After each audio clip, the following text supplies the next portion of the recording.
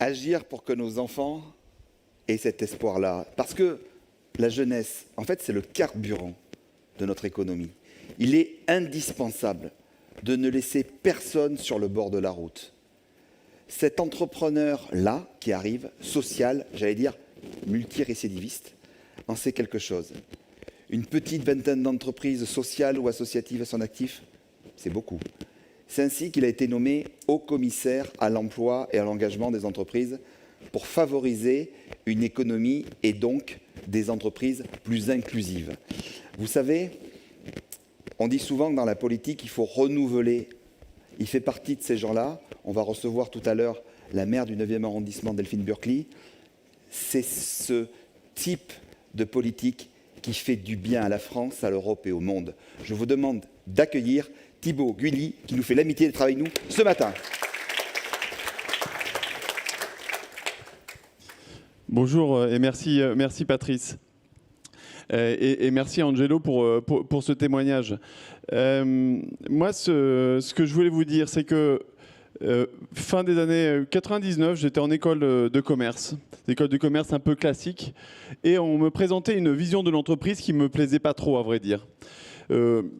La belle entreprise se définissait par la dernière ligne du compte de résultat, sa valorisation en cours de bourse ou le TRI à 15%.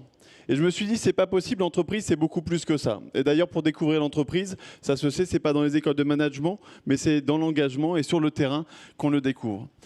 Et j'ai découvert les entreprises sociales. J'en ai monté pas mal, effectivement, Patrice. Dans la supply chain, dans le digital, dans l'économie circulaire. J'ai même eu l'occasion de créer un cabinet de conseil en stratégie pour aller chercher justement ces jeunes pépites qu'on met de côté alors qu'ils ont plein de talents, mais parce qu'ils viennent de quartiers modestes, c'est plus difficile pour eux de montrer qu'en fait c'est eux qui doivent nous donner des conseils. Et ces entreprises-là cartonnent. Elles cartonnent pourquoi? Parce que en fait, quand on s'appuie, quand on accepte que nous sommes tous fragiles, que nous sommes tous divers, que nous faisons le pari de la mixité, eh bien c'est là en fait qu'il y a de la performance, c'est là qu'il y a de la découverte, c'est là qu'il y a de la résilience, de la capacité d'adaptation, de la capacité d'innovation. Et donc c'est vrai, j'ai décidé moi il y a quelques temps, à cause d'un certain Emmanuel Macron, que j'ai décidé de suivre, de croire, et croyez-moi je ne le regrette pas, de dire il faut aussi qu'on aille bouger le système, il faut qu'on aille changer les choses, il faut qu'on vous donne l'occasion, qu'on se donne l'occasion collectivement de pouvoir bâtir cette société inclusive. Vous parlez de liberté, d'égalité, d'union sacrée. Le mot fraternité, il doit se conjuguer avec le mot entreprise. Il n'y a pas de progrès s'il ne profite pas à tous. La réalité, c'est qu'on est arrivé dans cette crise avec une France encore divisée, une France où tout le monde n'a pas la même chance.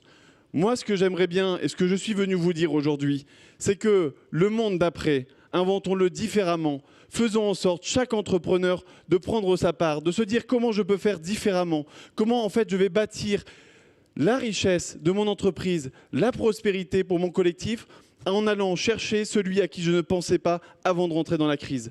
Le gouvernement est évidemment à vos côtés, mais des moyens considérables pour vous aider à recruter des jeunes, des personnes plus éloignées de l'emploi. On vous donne ces moyens-là, mais c'est vous qui avez la liberté de saisir ces moyens-là, de faire ce choix-là, d'avoir ce courage-là. Et donc nous, on est là pour vous aider à ça, à vous soutenir, mais on ne peut rien faire sans les entrepreneurs.